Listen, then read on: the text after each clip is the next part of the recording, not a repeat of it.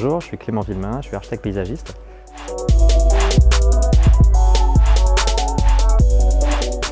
Je vais vous parler de jardin, de nature, de paysage, d'urbanisme, de plantes, de jeux. Et ça s'appelle « Chacun de nous est un jardin ». Donc aujourd'hui, nous avons une conférence un peu particulière parce que nous avons deux invités à la table. Carole Marcoux, donc, qui représente l'entreprise ProUrba. ProUrba est un éditeur et un concepteur, enfin un ménageur de mobilier urbain et de jeux pour enfants. Donc sur le parc de Gerland, la rencontre avec Michel Forajou a été un point de départ aussi pour cette entreprise qui accompagne les paysagistes depuis. Clément Villemain, qui est avec nous ce matin, à Jansbad. Donc Clément est sorti de l'école du paysage de Versailles en l'an 2000. Il a directement créé son agence, l'agence Base, qui avec fulgurance a eu une success story pendant 20 ans aux côtés de Franck Parier et Bertrand Vignal. Aujourd'hui, tu nous présentes la sortie d'un essai que tu as fait, et puis cette conférence avec ce titre particulier que tu vas nous présenter. Tu as reçu aussi cette année le prix de l'Académie d'architecture, le prix d'urbanisme. La médaille de l'urbanisme. La médaille de l'urbanisme. Bonjour à tous. Chacun de nous est un jardin, c'est le titre de mon intervention. C'est aussi le postulat de départ du livre que je sors ces jours-ci. Et puis c'est ce qui est écrit au dos du livre. Chacun de nous est un jardin. Inutile d'ouvrir ce livre si vous n'avez aucune imagination, il ne vous apportera rien. Voilà. Et en plus, le livre est plastifié, puisque avec Annabelle, mon éditrice, on s'est creusé le crâne pour avoir du papier écologique. Et puis finalement, ils les ont tout plastifié un par un. Donc c'est un objet un peu mystérieux. Moi, je pars du principe que si nous nous considérions les uns les autres comme des jardins, on aurait un rapport au monde différent, peut-être plus apaisé, peut-être plus doux. Je considère aussi que c'est une manière de voir notre propre individualité que de nous considérer chacun comme un jardin. Je prends différentes analogies, par exemple celle qui fait qu'on a des cheveux qui nous poussent sur la tête. Les cheveux, comme l'herbe, poussent par le bas. Et du coup, on est soi-même le substrat ou le terreau de quelque chose qui pousse et qui est de l'ordre de la verticalité. C'est quelque chose de vivant. On est nous-mêmes composés d'un ADN vivant. Tous les atomes qui sont dans notre corps étaient un jour une poussière, un jour une plante, un jour dans un animal, ou dans des plantes, ou dans de la terre. Et ça retournera à la poussière un de ces jours. Et puis, on est constitué d'ADN, qui est de l'ADN humain, mais on est aussi constitué d'ADN non humain. C'est-à-dire, on a en chacun d'entre nous, on a ce qu'on appelle par exemple une flore buccale, on a une flore intestinale, et on a des tas d'organismes qu'on ne connaît pas toujours très bien, qui s'occupent de la digestion et de faire fonctionner cet organisme vivant que nous sommes. On se définit aussi soi-même par l'expression de notre visage, par nos vêtements, en fait par notre enveloppe, et du coup, quelque part, par notre clôture, hein, un peu comme un jardin. Voilà, le jardin se définit par le fait qu'il soit fermé, qu'il soit vivant, qu'il pousse, et qu'il soit animé par des histoires à la fois littéraires et de plaisir physique.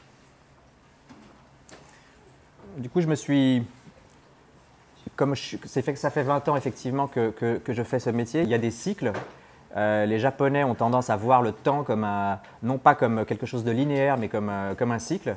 Et c'est ce que j'ai appris en me mariant au Japon et en découvrant cette culture. Du coup, à l'occasion de cette intervention, je me suis réinterrogé sur le premier jardin que j'avais réalisé. Et c'est celui-là. Et c'est aussi encore aujourd'hui la meilleure image qu'on ait sur notre site web. Google la place en numéro 1 de toutes les images les plus visuelles. Et j'aime beaucoup cette image parce qu'il n'y a précisément pas grand-chose à voir dessus. Si on veut la décrypter, donc on est au Famistère de Guise, c'est un projet dont j'ai souvent parlé, qui ressemble toujours à ça aujourd'hui. Il y a un petit ponton de bois qui a été dessiné par Christophe Lab, qui est l'architecte qui m'a conseillé de faire du paysage.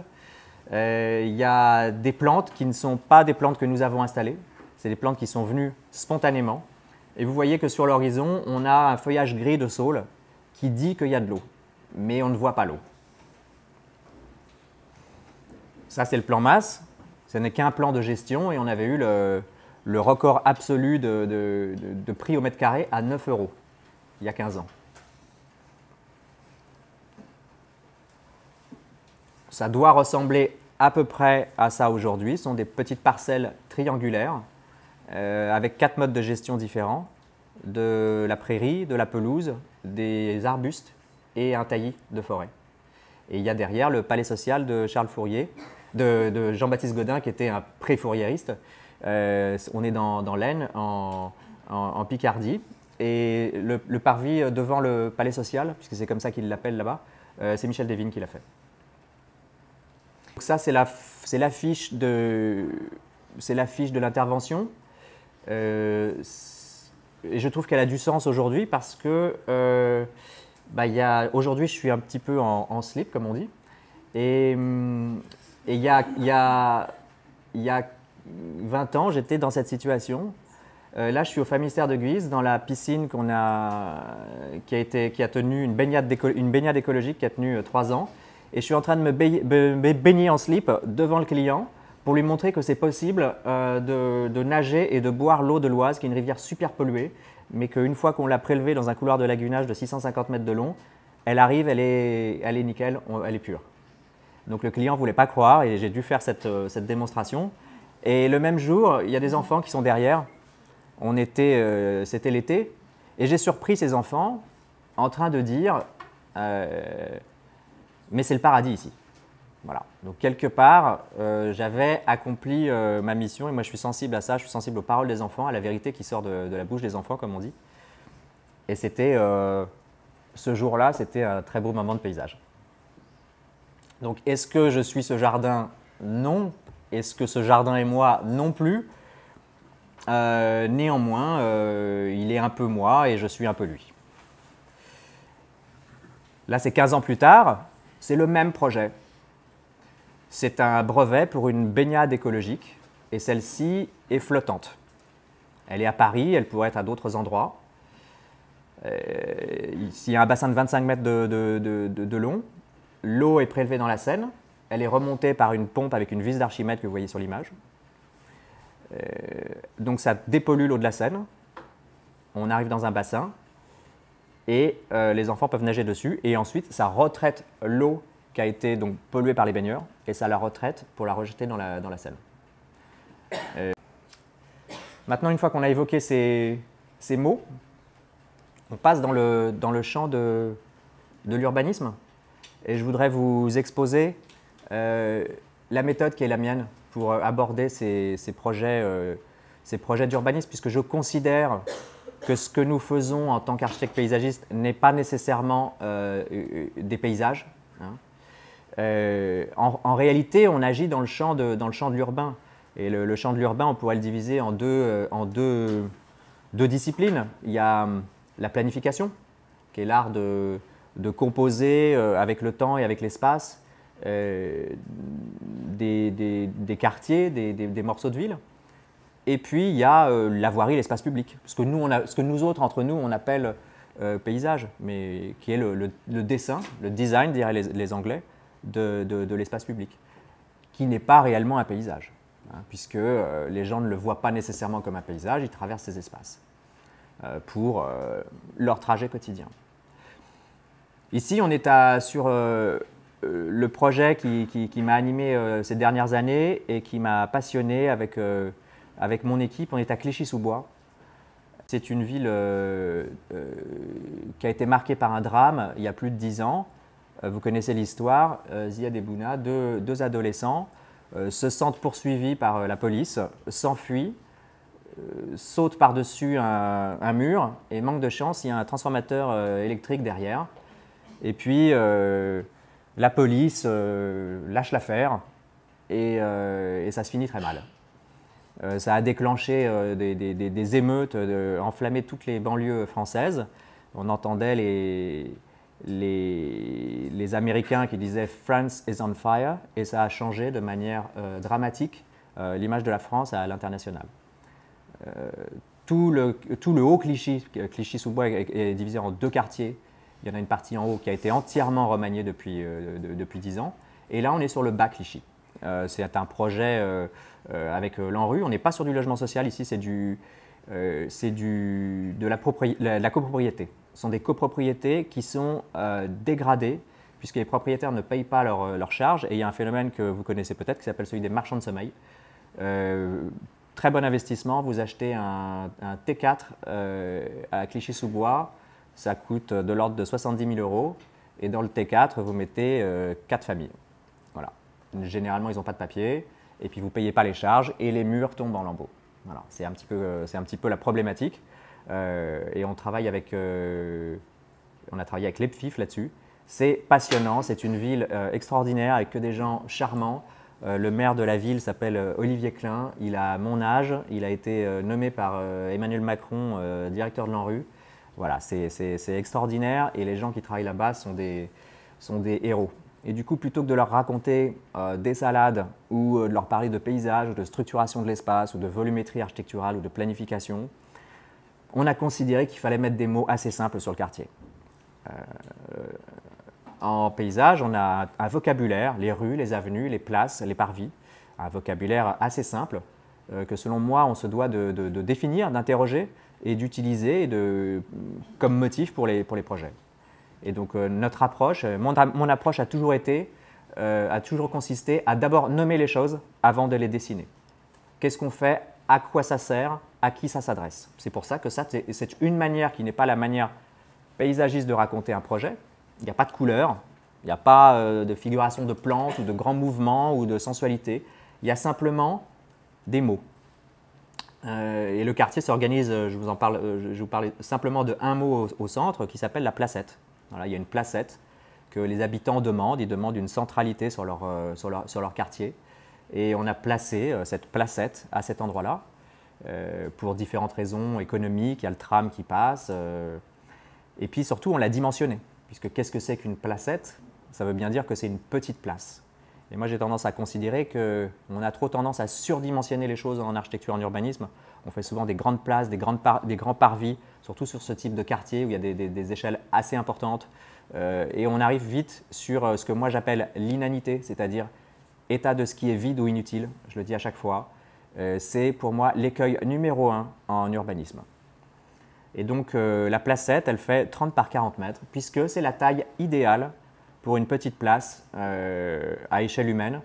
Toutes les petites places à Venise, à part la place Saint-Marc, font de l'ordre de 30 par 40 mètres. C'est une distance qui nous va bien pour nous autres êtres humains. On a l'acuité visuelle qui n'est pas celle d'un faucon et qui n'est pas non plus celle d'une taupe. On est entre les deux et 40 mètres, c'est la distance à laquelle je reconnais l'expression du visage de quelqu'un. C'est la distance à laquelle je vois le blanc des yeux de quelqu'un. Bref, c'est la distance à laquelle je me sens en sécurité, où j'ai compris si j'avais un ami ou un ennemi. On est des animaux, on est constitué de ça depuis des millénaires, comme n'importe quel animal. On perçoit le monde en tant que potentiel danger. Et si je vois un danger à 100 mètres, ce n'est pas la même chose que si je vois un danger à 10 mètres. Et donc les oiseaux, notamment c'est assez précis sur les oiseaux, ils ont ce qu'on appelle, chaque espèce d'oiseau a une distance d'envol qui est assez précise. Pour chaque espèce, elle est différente. Pour le héron, par exemple, c'est 70 mètres. Vous êtes à 80 mètres d'un héron, il va vous voir, il vous regarde. Vous êtes à 60 mètres vous vous rapprochez, et à 70 mètres, il s'envole. Parce qu'il a estimé que par rapport à la distance, par rapport à sa corpulence, par rapport au danger, à la menace, à son incompréhension, c'était le moment de déguerpir. Avec un pigeon, ce n'est pas exactement la même chose. Et donc cette place de 30-40 mètres, moi, me va bien. Et du coup, j'incite toujours à être sur ce… C'est pas un rapport d'échelle, on ne parle pas d'échelle, on parle de dimension. Autre projet, même approche, une approche de mots. Les Anglais disent wording. Wording voudrait bien dire que c'est une action, que le mot devient un verbe. On est sur l'ancienne école centrale à Châtenay-Malabry, juste à côté du parc de Sceaux. Le parc de Sceaux, un des plus beaux parcs de le nôtre. Avant de venir juste à côté et de commencer à dessiner du jardin, il faut quand même réfléchir, étudier un petit peu et se pencher sur ce sujet. Avec, si possible, respect, humilité et bienveillance. Donc le quartier s'organise aussi avec des termes, avec des mots. Il y a une place, cette fois-ci c'est une grande place puisque c'est un espace de représentation. Donc elle peut se permettre d'être monumentale, elle a moins de fonctions. Il y a une petite place, c'est celle qui s'appelle Biergarten. Biergarten, ça veut dire jardin de bière, donc c'est une terminologie germanique. Les Allemands aiment bien cette idée de Biergarten, il y a ça à Berlin, il y a ça partout en Allemagne, ils se mettent sur des tables en bois et au milieu des jardins. Voilà, c'est une typologie qu'on n'a pas nous-mêmes et qui voudrait dire que cet espace qui fait 30 par 40 serait ce lieu de convivialité et qui justifie à lui-même d'habiter le quartier. Il y a une promenade qui n'est pas un parc, donc c'est une promenade en long qui débouche sur le parc qui est sur la droite sur l'image et elle fait 40 mètres de large. Et 40 mètres de large, c'est aussi, selon moi, trop étroit pour dire que c'est un parc. Michel Corajou, lui, il disait un parc, c'est 50 mètres minimum. Donc, moi, j'ai gardé cette dimension. Et le client, à un moment, a voulu vendre cet espace comme étant un parc. Et on a dit non, non, non, non, ce n'est pas un parc, on ne va pas raconter n'importe quoi. C'est une promenade. Et c'est très bien. Et elle fait bassin de rétention, il y a des activités, elle fait office elle rafraîchit l'espace, c'est un lieu de biodiversité. Il y a des réserves naturelles dedans. Il y a un mail et il y a un parvis. Donc le parvis n'est pas une place, n'est pas une placette, c'est simplement un dégagement devant un bâtiment. Vous remarquez que dans cette approche en terminologie, l'architecture n'est pas vraiment présente. La qualité, la composition des volumétries n'est pas ce qui sculpte l'espace. L'espace est organisé avec des fonctions. Pareil, on est encore sur un quartier de 20 hectares. Moi, j'ai l'impression que j'ai été ces dernières années abonné au quartier, aux typologies quartier de 20 hectares et place de 2 hectares et demi. Donc la terminologie là, est assez différente. Pareil, à l'entrée du quartier, au sud, on est à Massy, à côté de la vallée de la Bièvre, sur un nouveau quartier qui était précédemment occupé par Air France sur le site Vilgenis. Un espace de représentation au sud. On a un espace de tranquillité. Il se trouve qu'il y a une maison de retraite en face et c'est un peu le lieu d'entrée du quartier où les personnes âgées peuvent jouer à la pétanque et aussi surveiller les entrées, les allées et venues, faire un peu les concierges, on va dire, ou checker qui c'est qui rentre. Voilà. Donc c'était plutôt un lieu pour le quartier, un lieu de tranquillité. Moi j'appelle ça de tranquillité puisque c'est une valeur qui est attachée à l'âge, on va dire. Il y a un lieu de fraîcheur qui est une fontaine qui annonce la forêt. Il y a un sport, c'est-à-dire c'est un complexe sportif. Et puis au centre, une fois qu'on avait tout dessiné ça, on l'a fait avec François Leclerc, qui est urbaniste. Ça s'est très bien passé, c'était très agréable ce travail. Mais à la fin, le client me dit « Bah oui, mais Clément, là, tu nous fais pas une petite aire de jeu quand même là sur le site ?» Et par contre, il n'y a pas de budget. Donc je me suis posé la question comment on fait une aire de jeu avec zéro. Et donc du coup, c'est pour ça que je l'ai appelé Aventure. Et donc le principe, c'est assez simple. On met des vieilles palettes, on creuse un trou avec une mare et de la boue dedans. On laisse tous les arbres qu'on a dû arracher avec les travaux et on les laisse sur place. On ne fait aucun entretien. Et on met simplement à côté une petite douchette pour que vous puissiez rincer vos gosses une fois qu'ils se sont couverts de boue. Et je leur ai dit on va faire ça. Ils ont dit ok, super. Voilà. Là, on est sur un autre quartier qui est beaucoup plus grand. On est sur le plateau des Capucins. C'est un quartier qui avait été de logements, principalement de logements, qui avait été composé par Roland Castro. C'était une très belle composition avec des lanières, avec une attention portée au paysage qu'on a poursuivi, mais on lui a superposé cette approche aussi en mots, en terminologie. Et moi j'aime bien quand sur un projet on est capable de montrer une image et qu'un enfant de 5 ans il peut à peu près la comprendre. Donc aventure c'est un petit peu la même histoire, promenade aussi, parc, square, voilà tous ces mots qu'il faut chacun redéfinir. Qu'est-ce qu'un jardin, qu'est-ce qu'un paysage, qu'est-ce qu'un parc, qu'est-ce qu'une avenue. Chacun dans notre métier devrait ou pourrait connaître ou avoir sa propre définition de ces termes. Et en plus, on a de la chance puisqu'ils sont assez ouverts. Et donc on a une place au centre qui s'appelle la fraternité. Donc cette place s'appelait déjà la fraternité. Et puis on a cherché à lui donner une signification ou à lui faire raconter une histoire. Et on s'est posé la question de la fraternité. On a remarqué que sur le quartier, il y avait beaucoup d'instituts pour personnes à mobilité réduite, enfants handicapés, autistes, sourds, muets. Il y avait beaucoup de gens avec des cannes blanches, des fauteuils sur le quartier. Ça se remarquait, c'était assez significatif. En fait, il y a plein d'institutions pour ces personnes, pour ces enfants notamment.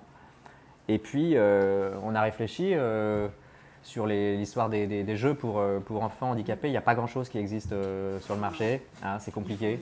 Il faut oser.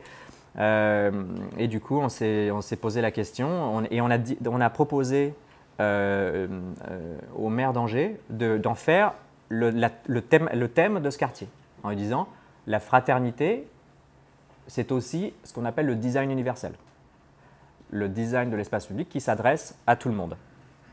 On va faire une place centrale sur le quartier qui sera thématisée pour les enfants handicapés.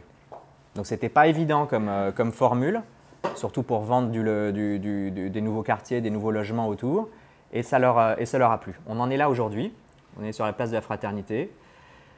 Il y a un labyrinthe sur la gauche, qui est un labyrinthe assez facile. On peut y rentrer avec un fauteuil roulant. Si on est adulte, on voit tout de suite l'entrée et la sortie avec un peu de hauteur. Donc des enfants en fauteuil peuvent jouer dedans.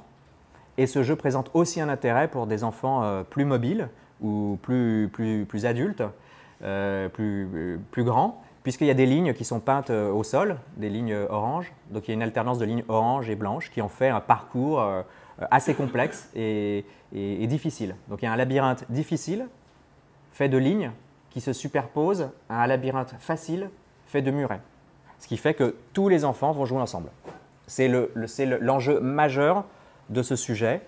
Les enfants qui sont handicapés sont déjà une punition. Si en plus on les écarte et on les isole des autres, c'est la double peine. Et donc l'enjeu principal là-dessus, c'est de faire jouer tous les enfants tous ensemble. On a sur la droite un carrousel.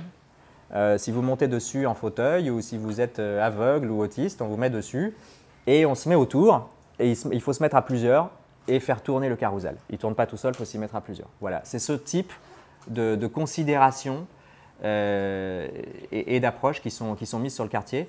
Moi, ça m'a passionné de réfléchir là-dessus. Et à un moment, on manquait d'expérience là-dessus, de retour. Il y a très peu de choses qui existent. Et je suis allé voir la spécialiste mondiale du design universel qui dirige ce département ou cette recherche, cette démarche à la Cité des Sciences, qui est une femme charmante, qui est aveugle. Donc on lui a imprimé en 3D la maquette et on lui a montré et puis elle l'a regardée avec ses mains pour l'apprécier et nous donner des conseils. Il y a quelque chose qu'on n'avait pas vu, par exemple, c'est qu'il n'y avait pas d'endroit pour qu'un enfant aveugle puisse courir. Et on n'y avait pas pensé. Mais effectivement, un enfant aveugle, il ne peut pas courir puisqu'il y a toujours des obstacles ou d'autres enfants. Donc elle m'a dit, c'est très bien votre truc, mais il vous faut juste une piste à côté avec une ligne droite avec de l'herbe et puis du gravier sur les côtés. Il court et si jamais ça change de matière, voilà, c'est tout bête. Il faut que ça soit un peu à l'écart. Donc on a intégré ce genre de choses, plus d'autres. Voilà, c'était super intéressant. Et puis derrière, il y a un bâtiment qui est là mis en termes de préfiguration. Monsieur le maire voulait justement, après avoir vu cette place, a estimé qu'il y avait des gens qui allaient peut-être venir d'assez loin pour profiter de cet équipement, puisqu'il est gratuit, il sera gratuit, il sera unique. Et que du coup, il fallait peut-être un parking pour accueillir du public. et puis une maison de quartier, et puis un peu de logement. Donc c'était un îlot, et je l'ai pris comme sujet pour mon diplôme d'architecture, puisque je suis retourné à l'école l'année dernière. Et à 45 ans, c'est assez intéressant de retourner à l'école. Et je suis en train de passer mon diplôme d'architecture. Non pas pour devenir architecte, mais pour m'intéresser à ces échelles urbaines, par curiosité, par plaisir. Et du coup, j'ai pris ce sujet comme cas d'école, sur Angers. On est sur 3 plans là, donc c'est les 3 places de 2,5 hectares. Elles sont représentées à la même échelle, les 3. À chaque fois, ça fait 2,5 hectares. À gauche, on est sur le campus Michelin à Clermont-Ferrand. Michelin est la seule entreprise du CAC 40 à avoir son siège social en province, en région, il faut dire, pardon. Et il y a une place qui appartient partiellement à Michelin et partiellement à la ville. Donc c'est un projet d'espace public porté par du privé. Et la ville et Michelin se sont non pas réconciliés grâce à cette place, mais à l'occasion de ce projet de nouveau campus Michelin, ont réentamé un dialogue sur l'avenir de leur ville. C'était un travail passionnant. 2,5 hectares, ce n'est pas évident à traiter pour une place. C'est trop grand.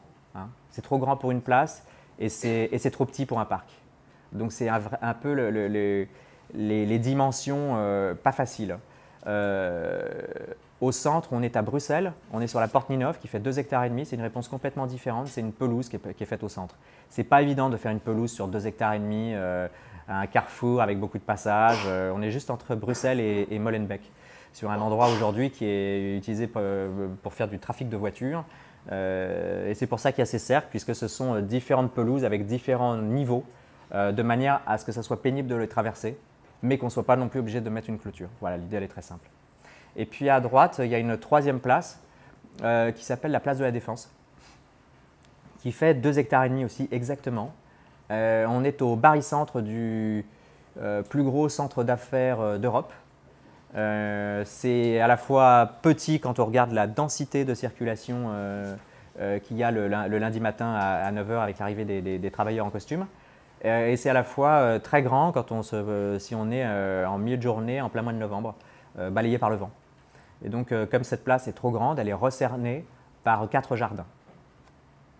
Il y a un jardin rouge, un jardin blanc, un jardin vert, et voilà.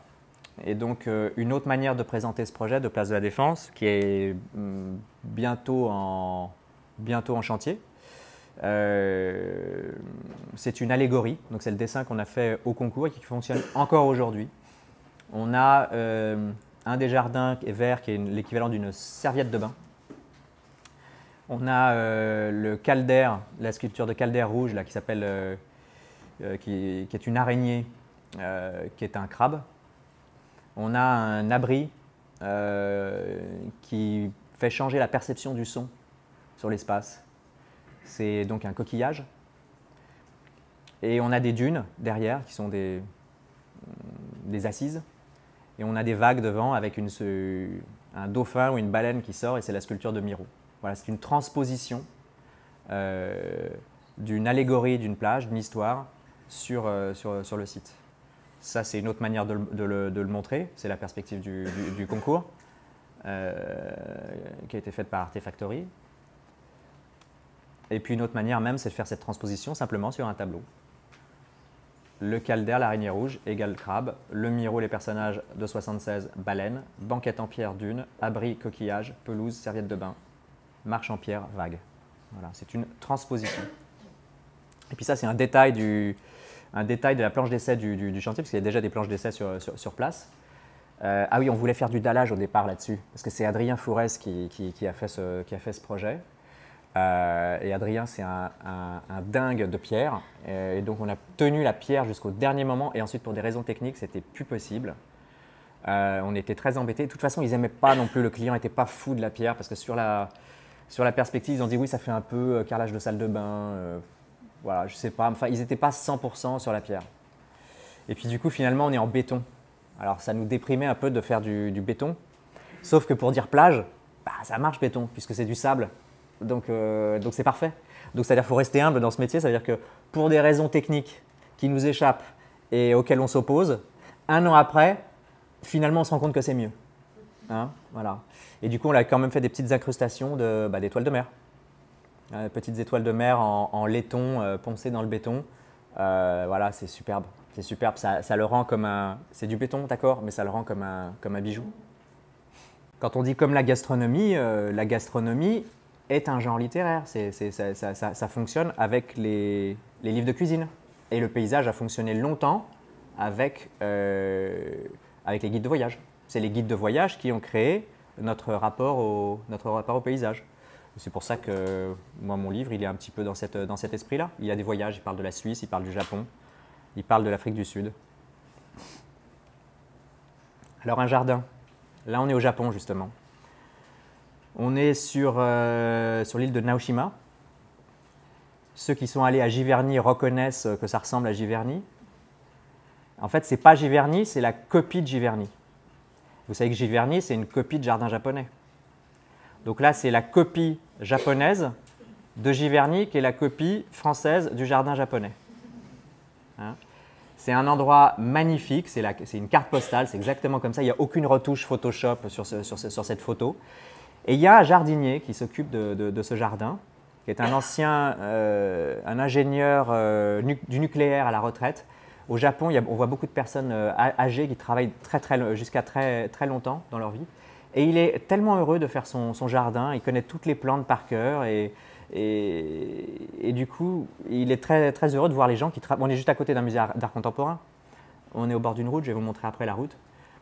Et du coup, ce jardinier, ce jardin, c'est lui, c'est l'accomplissement de sa vie. À la fin de sa vie, un philosophe ou un ingénieur ou un ouvrier chez Renault peut très bien accomplir sa vie avec son jardin. Et son jardin, est-ce qu'il est lui? Bah oui, il est son jardin. Son jardin est lui. Et il est traversé par d'autres gens. Ça me paraît assez simple, assez évident.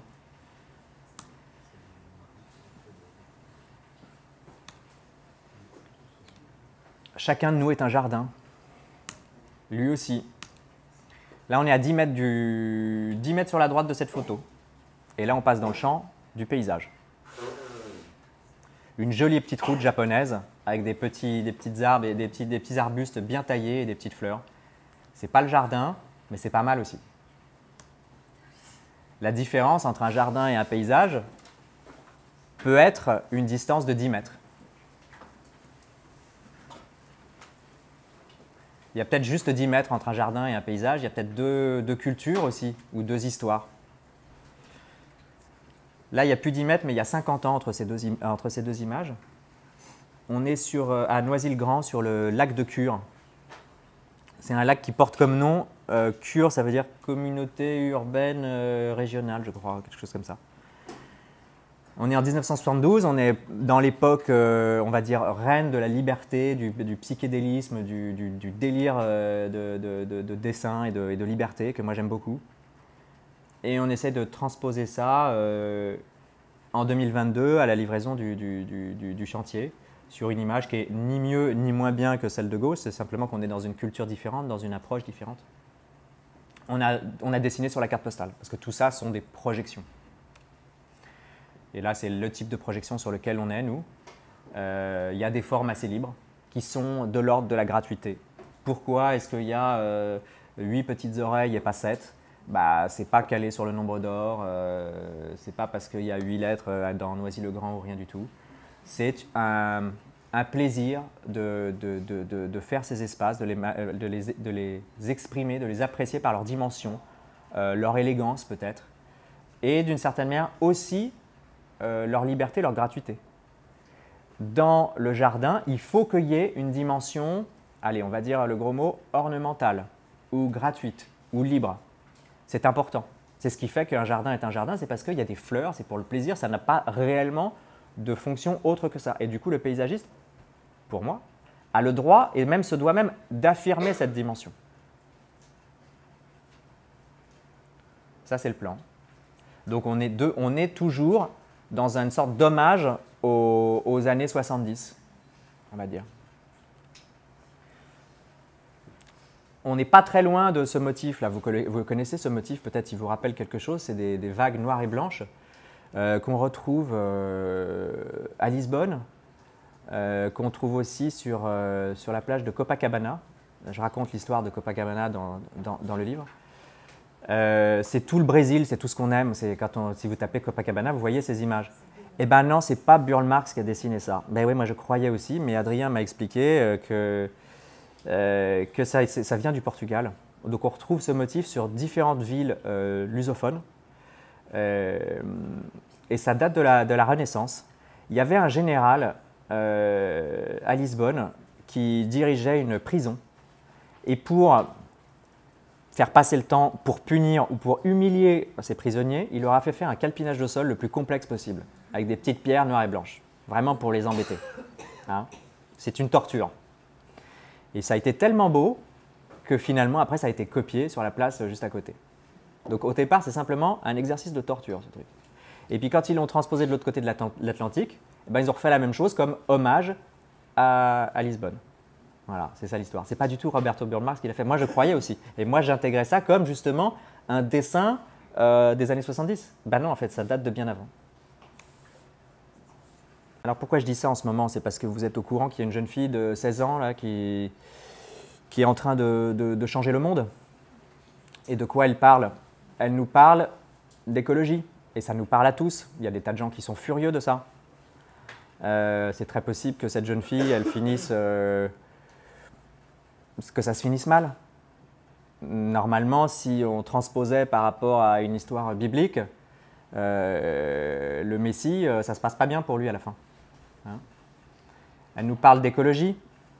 L'écologie, ça nous parle tous et du coup, ça devient la religion ou disons une église. Et comme une église, l'écologie a ses saintes écritures, ce sont les rapports du GIEC, et ils ont leur Messie et des prophètes. Hein?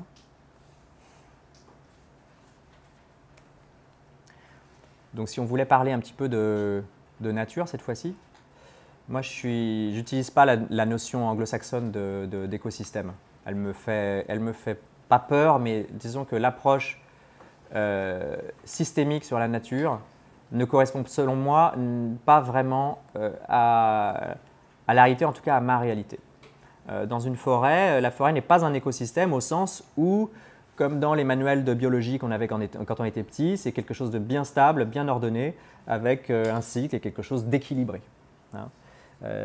Pour moi, ce n'est pas un équilibre, la nature. Pour moi, c'est une bataille. C'est une bataille assez féroce entre des plantes, des petits, des grands, des moyens et des morts, qui se livrent une lutte acharnée pour la lumière. C'est sanguinaire, sauf que ça prend tellement de temps qu'on ne voit pas. Et moi, c'est comme ça que je le vois. Et puis du coup, aujourd'hui, quand Gilles Clément il nous parle de jardin planétaire, moi je me dis ça veut peut-être dire que, et que le jardin, c'est au départ défini par un enclos, ça veut dire que la nature, ou le jardin, ça veut dire que le jardin, il a quitté son enclos. Hein? Le jardin était dans un enclos, Hortus conclusus, maintenant il est parti, il est ailleurs, il est partout. Mais du coup, l'enclos, il est resté. Et qu'est-ce qui reste dans l'enclos? La nature. C'est-à-dire que le jardin a pris la place de la nature et la nature a pris la place du jardin. Et c'est pour ça qu'aujourd'hui, quand on parle de forêt urbaine, qui est un oxymore absolu, mais qui est une formule magique, qui est arrivée notamment cet été, ça a fait un gros buzz. Moi, mon approche sur cette forêt urbaine, c'est de dire on peut réserver des lieux en milieu urbain où on n'intervient pas. Aucune intervention. Et on met simplement une très jolie clôture autour. Et nous, on se retrouve dans le jardin et on regarde la nature. Et si jamais il y a une canette de bière ou quelque chose qui traîne dessus, c'est pas grave, on n'intervient pas, on réserve ça aux mulots, aux insectes, aux oiseaux. Et on en fait une réserve naturelle. Il n'y a pas de limite pour la réserve naturelle. Il n'y a pas de taille limite. La première réserve naturelle de l'histoire a été créée à Fontainebleau par un peintre qui s'appelait Rousseau et ils ont réussi à inscrire ça comme réserve pour des motifs artistiques et esthétiques, pas pour des raisons ni politiques ni écologiques, pour des raisons purement artistiques. 1853. On est 10 ans avant les réserves naturelles du Yellowstone. Hein, on est avant les Américains sur ce point. Et 1853, c'est aussi le moment où est écrit le bouquin que vous connaissez tous, qui s'appelle Walden, ou Walden ou la vie dans les bois. par Henry David Thoreau, qui s'est réfugié dans le Massachusetts, sur sa ville natale, pendant 2 ans, 2 mois et 2 jours, à essayer de vivre en autonomie. Et il a changé le monde, fondé l'écologie politique, inventé la désobéissance civile et créé une expérience qui a influencé de Gandhi à toute la pensée libertaire. Et il y a eu d'autres Walden après. Il y en a eu 8. Il y a le deuxième qui est une théorie comportementaliste américaine de 1948. Il y a une clinique au Brésil. Il y a un projet de Ricardo Bofill qui s'appelle Walden 7 à Barcelone qui est extraordinaire. Il y a une réserve d'Indiens en Colombie-Britannique qui s'appelle Walden 9. Et moi, je fais le Walden 10. Voilà.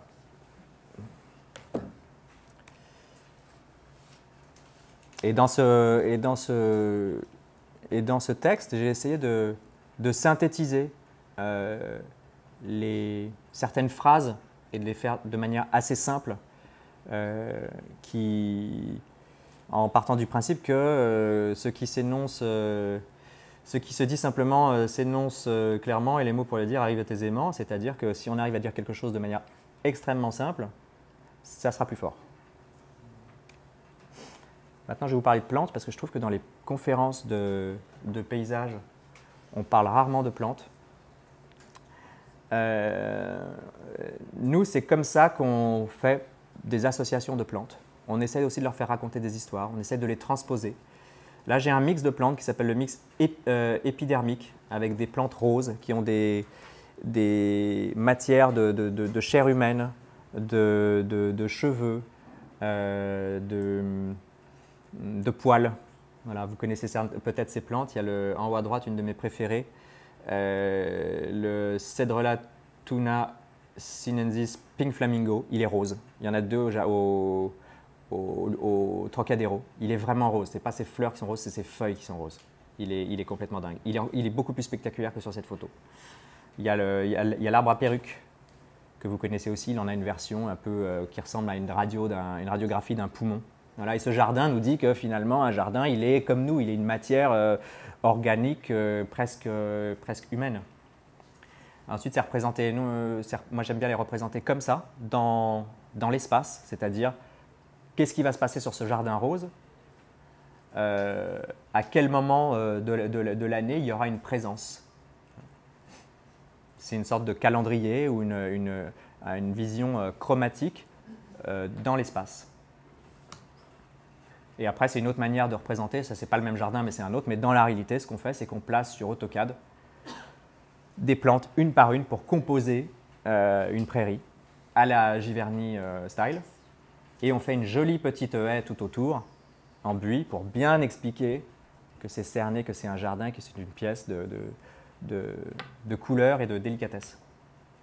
Ça, ce sont mes plantes préférées. J'avais demandé à l'agence, à chacun de faire ça. C'est une question que je pose souvent dans les entretiens. C'est quoi ta plante préférée? Sachant que c'est extrêmement difficile de choisir une plante en paysage. C'est plus facile de choisir béton ou bois en architecture. On trouve toujours des correspondances. Béton égale force, acier égale technologie, verre transparence, bois à chaleur. Pour une plante, pour distinguer ce qui fait la différence vraiment entre un tilleul et un platane, oui, la qualité de leur feuillage, voilà, mais après sinon on tombe dans la symbolique, mais c'est très très difficile de choisir des plantes. Donc là on est encore sur un autre mix d'une autre couleur, qui est le mix orange, et qui part du principe que dans notre pays, on n'a pas d'orange, et que ça a toujours été un gros problème de ne pas avoir d'orange, et qu'il y a des gens du type Louis XIV et des tas d'aristocrates et de bourgeois qui se sont fait des orangeries pour essayer vaguement d'avoir ce fruit extraordinaire. Mais on ne l'a jamais eu. Peut-être avec le réchauffement climatique, on l'aura un de ces jours, mais ce n'est pas encore totalement le cas. Donc ce jardin pallie à l'absence d'orange. Hein? Donc c'est pour ça qu'il n'y a que des substituts à des oranges, notamment le kaki, qui n'est pas aussi bon qu'une orange, mais il est quand même pas nul. Hein? Il est pas mal. Il est pas mal. Il y a des tas de petites plantes oranges que j'aime beaucoup, les cormiers, tout ça. Et puis il y a 2 roses. Il y en a une qui s'appelle René Descartes et l'autre qui s'appelle Louis de Funès. Voilà à quoi ressemble le jardin dans le temps. Il n'est pas orange fluo non-stop, on est d'accord.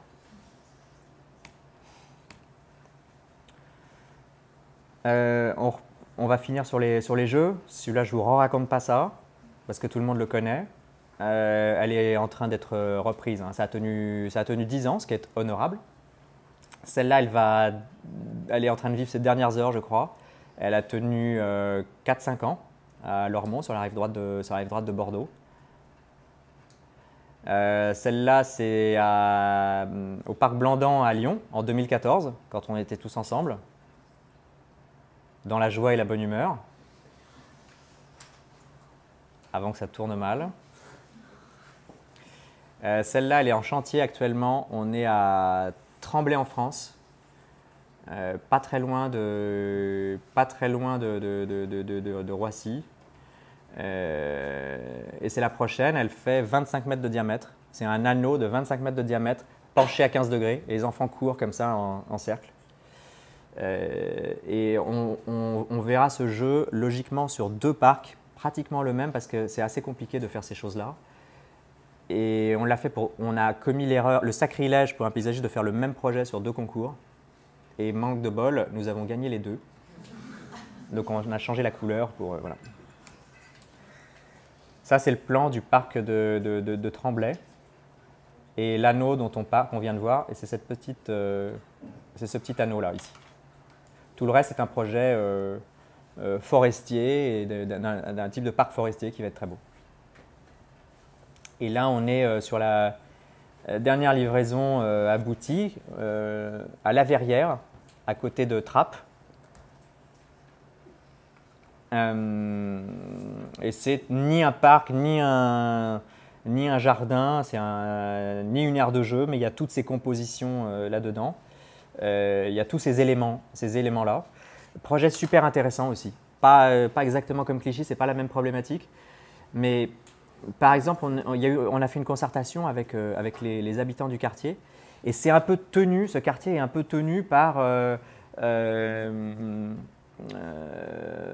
comment dire, par des religieux, hein, par des pères de famille qui font la loi sur le quartier et qui, quand je dis font la loi, qui assurent la cohésion sociale sur ce quartier. Précédemment, il y avait des problèmes de drogue.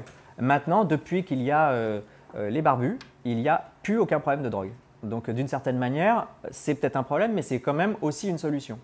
Et donc, quand on arrive sur un quartier comme ça, qu'on nous dit bah, « tu vas pas faire de la concertation », on arrive avec un tas a priori, et puis avec des solutions toutes faites. Et moi, je me suis dit, bah, comme il y avait plein de gens avec la barbe, la tunique et puis les Nike dernier cri, je me suis dit, le sport, ça va vous dire et tout, la muscu, ça vous dit si on fait les petits trucs de workout là, qui sont à la mode, vous voyez, il y a eu cette mode là de faire des abdos, le street workout. Moi, je pensais que ça allait leur plaire et qu'on allait pouvoir, non pas les séduire, mais servir leurs intérêts ou leur parler avec ça. Ils nous disaient, ah non, non, monsieur, pas du tout, nous, on n'est pas comme ça, ici, ce n'est pas notre culture. Non, non, nous, ça, c'est de la frime, nous, on a une dignité, vous pouvez placer éventuellement vos équipements, mais dans la forêt, planqués. Ah non, non, nous, on fait ça, on est pudique. Voilà, quelque chose que je n'avais pas forcément intégré comme ça. Je n'avais pas intégré aussi que quand on allait faire la concertation, il y aurait une concertation avec les femmes et une concertation avec les hommes, et que ce n'était pas la même, de concertation parallèle. Voilà, mais c'est très instructif. Que des gens extrêmement sympathiques. Et le projet a très bien fonctionné, pas vraiment de problème. Ils se font du barbecue le week-end sur ce site, ils sont bien.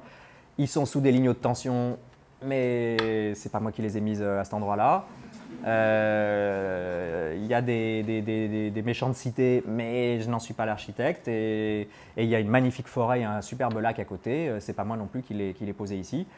Voilà, on est sur une interface entre un quartier et un espace naturel. Et en faisant passer un drone dessus, bah voilà ce qu'on dessine au jour le jour. Et je trouve que le plan à la fin est plus beau que le plan AutoCAD. Voilà. Il est vivant. Donc voilà pourquoi je dis le paysage est une école de la patience, du respect et de l'humilité. Si on s'imagine que l'architecte paysagiste va arriver sur un quartier qui va commencer à expliquer à tout le monde ce qu'il faut faire, ce qu'on doit faire, comment ça peut être et comment il veut que ça soit, je pense qu'il démarre assez mal. Et moi, je commence toujours par me dire qu'est-ce qu'on pourrait faire, qu'est-ce que vous voulez faire, comment on va l'appeler, à quoi ça sert, est-ce que c'est vraiment utile, est-ce que c'est nécessaire, avant de commencer à faire n'importe quoi avec des stylos et des ordinateurs. On termine par une histoire d'éducation. Wald Kindergarten, ça veut dire forêt, enfant, jardin. Jardin d'enfants des bois. On traduit ça ici par école des bois. C'est quoi le principe? Entre 3 ans et 6 ans. Je précise que je n'ai pas d'enfant. Je vais donner des conseils de pédagogie, mais j'en ai pas. Donc c'est plus pratique. Entre 3 ans et 6 ans, plutôt que d'envoyer vos enfants se faire dresser dans des écoles maternelles, à lever la main avant de répondre, à dire bonjour madame, mais merci, au revoir, et à apprendre à dessiner leur nom sur des feuilles au format A4, il y a une autre formule, vous les envoyez dans la forêt pendant 3 ans. Qu'il pleuve, qu'il vente ou qu'il neige. Sauf s'il y a la foudre, dans ces cas-là, on fait attention. Vous leur mettez de bons anoraks et des bons cirés. Ils n'ont jamais froid, ils ne tombent pas malades, ils jouent toute la journée, vous les récupérez en fin de journée, ils sont rincés, dodo, tranquille. Okay, ils sont tout rouges. Et au bout de 3 ans, ils ont appris à lire et à écrire parce qu'ils ont fait les lettres avec des petits bouts de bois, ils ont fait des cabanes. Donc ils sont dans la forêt, un peu comme Henry David Thoreau, sauf que ça ne dure pas 2 ans, 2 mois et 2 jours, ça dure 3 ans. C'est un concept un peu des écoles comme ça, il y en a 1000 en Allemagne. Il y a 1000 écoles comme ça en Allemagne. En Suisse, il y en a des centaines. En Scandinavie également. Et en France, 0. Qu'est-ce qu'on fait? On continue ou on n'essaye pas de réfléchir un peu différemment? Voilà, Wald Kindergarten. Ça, c'est Wald, ça va être, c'est mon agence. Ça veut dire plusieurs choses. Ça veut dire forêt en allemand, pour ceux qui savent pas, qui ne connaissent pas l'allemand. Ça veut dire aussi We are landscape designers. Et ça peut vouloir dire aussi Villemain, architecture, landscape design. Voilà, ça marche bien. Et Walden, c'est le livre de Henry David Thoreau, le titre officiel du livre, paru en 1854. Et celui-là, le 10, il sort aujourd'hui. Voilà, merci.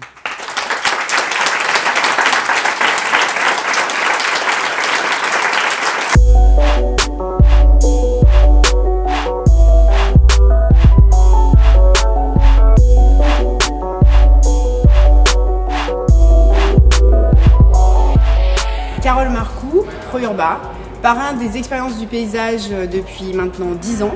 Heureuse de participer à cette conférence avec Clément, avec lequel nous travaillons sur différents aménagements, comme d'autres concepteurs paysagistes. Gilbert Matteau, donc co-gérant avec Carole de Pro-Urba, et nous accompagnons les concepteurs paysagistes justement pour qu'ils puissent avoir du grain à moudre et bien cultiver ces fameux jardins.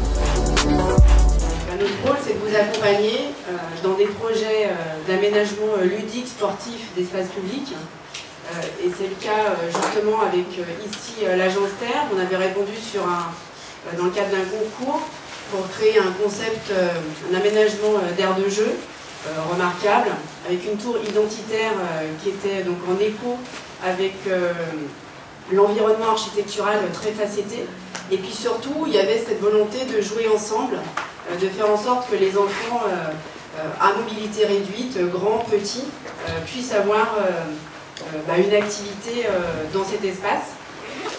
Et notamment au niveau de l'inclusion, on discutait avec Clément, il nous était demandé de travailler sur un cheminement, évidemment aux normes PMR, et on a souhaité en fait pour que les enfants aient plus on va dire de sensations comme les autres, de jouer ensemble, de continuer en fait de travailler sur ces facettes, y compris sur ce cheminement, pour qu'eux aussi ils puissent avoir des sensations comme les autres enfants, en plus des équipements qui ont été mis en place, qui sont plus classiques, comme des panneaux ludiques, des téléphones ou des miroirs, où ils peuvent échanger avec les autres enfants. C'est par couchette, c'est ça?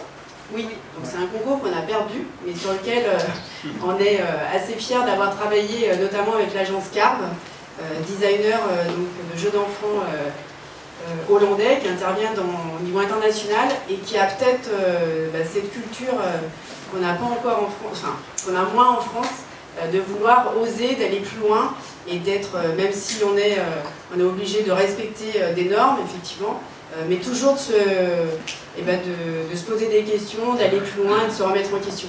Moi aussi j'avais perdu son cours. Ah, je l'ai fait aussi. Et on a perdu contre l'agence Air.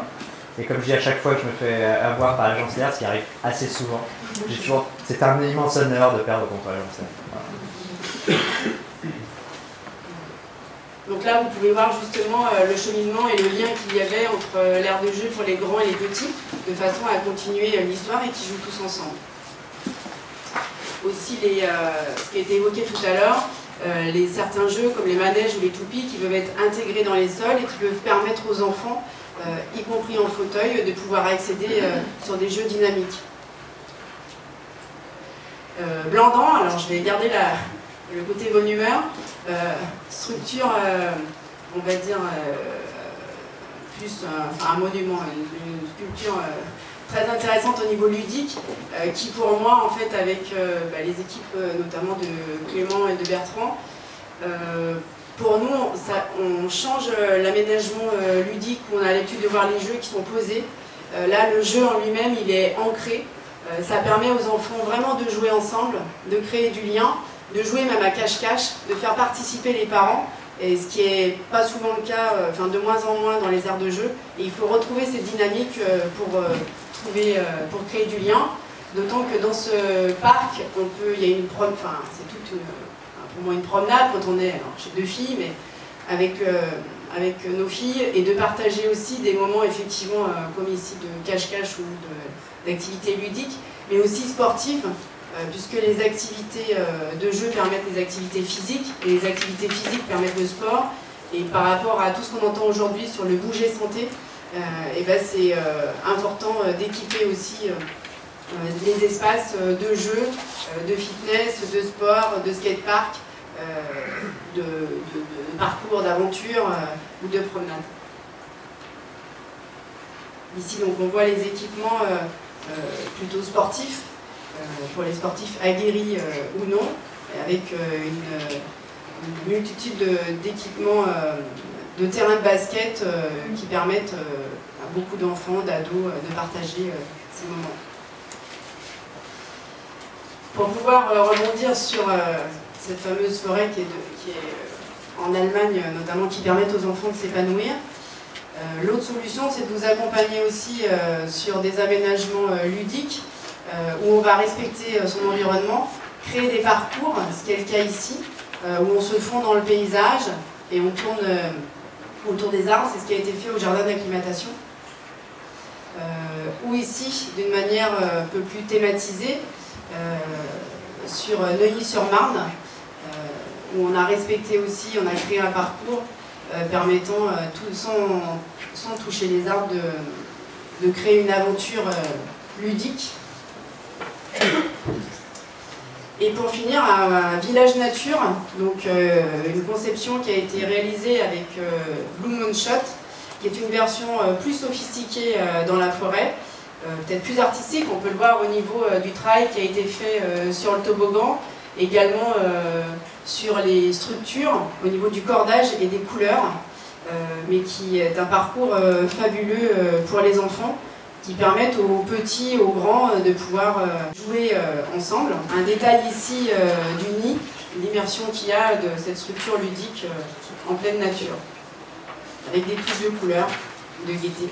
Pour rebondir sur ProUrba, en fait, où on accompagne les concepteurs, paysagistes, urbanistes, designers, alors depuis plus de 40 ans, et pour ma part au sein de ProUrba depuis plus de 10 ans, ça fait 30 ans que je suis dans la profession. Voilà, même si je ne suis pas à mon âge, c'est le cas. Donc effectivement, il faut ramener du lien dans la ville, offrir des points de rencontre et d'échange aux usagers.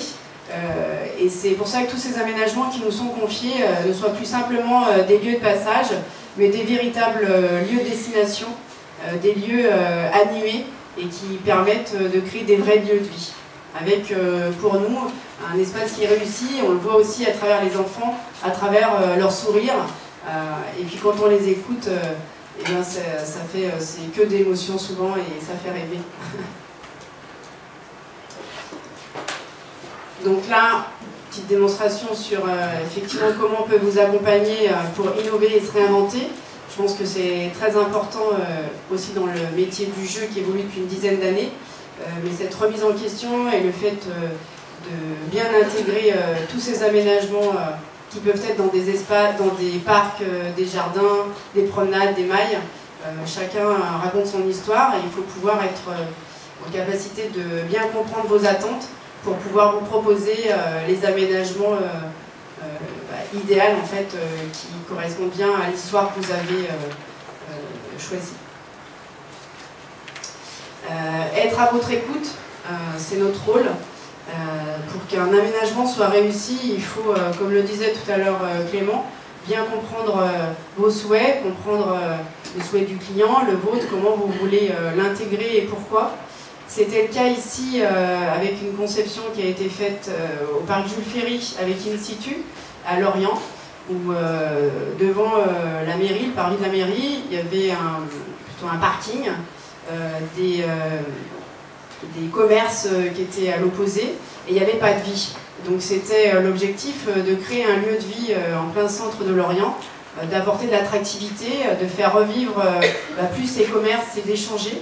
Et donc en plus de ce parvis qui a été conçu avec une grande prairie, on va dire, où les arbres en place ont été évidemment laissés, on a créé une aire de jeu intégrée dans l'environnement, comme on le voit ici, avec un signal fort qui est cette tour de plus de 7 mètres, intégrée au milieu des pins, et qui surtout, l'objectif c'était de créer une aire de jeu sans sol amortissant, de pouvoir travailler en fait en respectant l'idée de ce radeau sur lequel était posée la tour en platelage, et donc de travailler techniquement en respectant les normes, pour que cette tour transparente se fonde parfaitement dans le paysage, apportant quand même un peu de défi physique pour les enfants. On a pu tester, parce que quand on est allé revoir l'aménagement terminé, les enfants d'eux-mêmes en fait, ont fait des courses de celui qui grimpait le plus vite, glissait et arrivait au pied de la tour le plus rapidement possible. Autre projet, toujours dans un parc, où là, donc, à Douai, au parc Bertin, une conception de Fabienne Guinet. L'objectif était, dans ce parc qui était abandonné, de le redonner, on va dire, une vie, de faire en sorte que les habitants puissent à nouveau déambuler et en profiter. Et donc l'idée a été avec elle, son souhait, c'était d'avoir un jardin fantastique où les enfants pouvaient déambuler dans ce parcours en toute liberté, quel que soit l'âge. Et je dirais qu'en fonction de ses envies, de ses peurs, il allait jusqu'au bout, où il avait évidemment des possibilités pour en sortir, mais vraiment de se retrouver dans cet univers un peu féerique et qui a effectivement bien marché. Autre possibilité au niveau ludique, c'est la mise en scène par le design dans un univers plus abstrait. C'était le cas ici à Sevran, qui a été, on peut imaginer une baleine, mais dans un univers plus urbain, avec un sol souple également bicouleur, où on peut effectivement travailler sur des motifs. Le sol, justement, c'est aujourd'hui un support sur lequel, qui était pendant très longtemps un sol amortissant, qui était prévu pour amortir les chutes des enfants, comme toujours en fonction des hauteurs de chute. Aujourd'hui, ça devient aussi il y a une polyvalence plus importante. On peut créer des univers avec les sols, on peut les colorer, on peut les rendre plus ludiques, sonores même, lumineux, connectés. On peut jouer sur les formes, et ça, en fonction des projets urbains ou non, ça peut être aussi intéressant de travailler ces sols autrement que des sols amortissants, mais d'une façon plus décorative, esthétique et ludique. S'adapter à chaque contexte, donc ici avec l'agence base sur l'université à Montpellier, c'est effectivement de pouvoir créer des lieux de rencontre, des lieux d'échange avec du mobilier standard associé à la couleur qui rend peut-être cette esplanade au départ en béton, si je ne dis pas de bêtises, esthétique et très appréciée de tous ces étudiants. Et pour finir, animé avec originalité, donc dans ce contexte qui est différent de Lorient, où on a été contacté par l'agence Lansdal, qui est une agence de design, qui avait comme envie qui avait fait une esquisse pour une aire de jeu avec un arbre qui faisait écho justement au logo de l'avenue 83, qui est un centre commercial à côté de Toulon, à la Valette. Et ils souhaitaient, donc ils sont venus vers nous pour qu'on puisse les accompagner dans cette expertise, on va dire, technique par rapport aux aménagements ludiques, qu'on puisse les accompagner pour faire en sorte que leur projet donne vie, puisse se réaliser en respectant les normes et en respectant également leur dessin, leur esquisse, avec le logo du centre qui était un pin. Voilà, dans lequel on a effectivement intégré aussi la lumière sur un espace très réduit, puisque cet arbre, ces deux arbres qui sont à hauteur de 12 et 8 mètres ont été installés sur une surface de 50 mètres carrés. Ce qui est possible à partir du moment où on travaille sur des espaces fermés. Et puis pour finir, par rapport au jardin, apporter de la fraîcheur.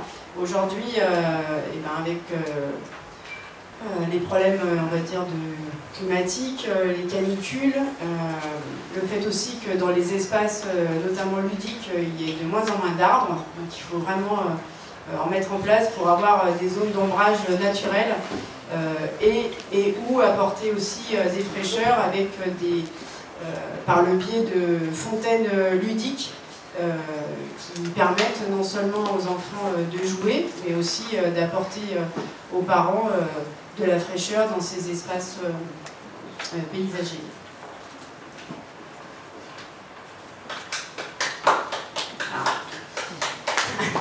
Merci.